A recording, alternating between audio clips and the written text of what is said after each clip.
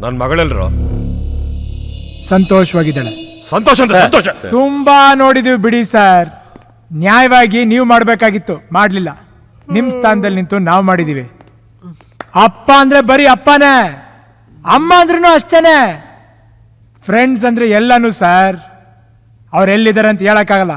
ಅದೇನ್ ಮಾಡ್ಕೊಂತೀರ ಮಾಡ್ಕೊ ಹೋಗಿ.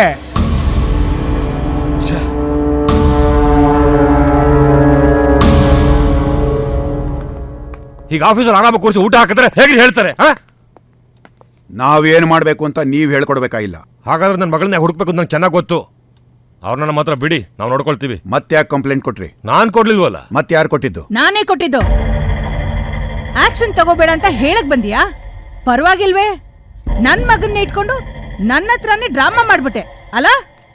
ಹೌದು, ಆ ಹುಡುಗರಿಗೆಲ್ಲ ಎಷ್ಟು ದುಡ್ಡು ಕೊಟ್ಟೆ? ಇದಕ್ ಮೇಲ್ ಮಾತಾಡಿದ್ರೆ ಹೆಂಗ್ಸು ಅಂತ ನೋಡಲ್ಲ. ಯೋ, ಏನಯ್ಯ ಮಾಡ್ತೀಯಾ? ನಾನ್ ನನ್ ಮಗನ್ಗೆ ಎಷ್ಟು ದೊಡ್ಡ ಸಂಬಂಧ ಹುಡುಕಿದೀನಿ ಅಂತ ಗೊತ್ತಾ ನಿನಗೆ?